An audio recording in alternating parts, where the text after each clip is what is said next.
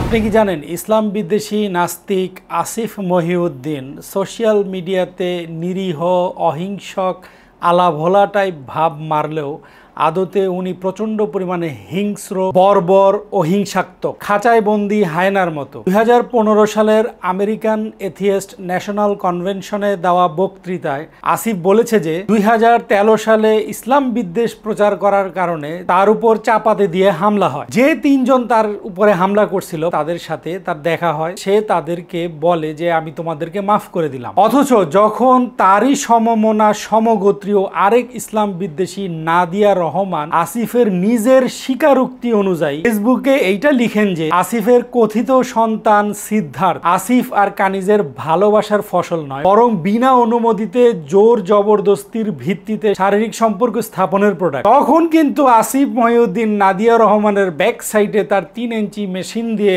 হামলা করতে মোটেও কাল ক্ষেপণ করে নাই। যখন তার এক মুরিদ তাকে এই কথা বলছে যে আপনি নাদিয়া রহমানকে এমন বাজেভাবে অ্যাটাক কেন করলেন, এর প্রতি উত্তরে আসিফ মহিউদ্দিন বলে যে কুত্তা পাগল হইলে তার ব্যাক সাইডে ইনজেকশন দিতে হয়। অ্যামেজিং, একজন ফিজিক্যালি অ্যাসল্ট করা সত্ত্বেও তাকে উনি ক্ষমা করে দিতেছেন, আর আরেকজন ফেসবুকে জাস্ট তারই স্বীকারোক্তি অনুযায়ী তার সন্তানকে নিয়ে জাস্ট একটা ফেসবুক স্ট্যাটাস দিছে, তারই ব্যাক সাইডে আসিফ মহিউদ্দিন মিসাইল মেরে দিল।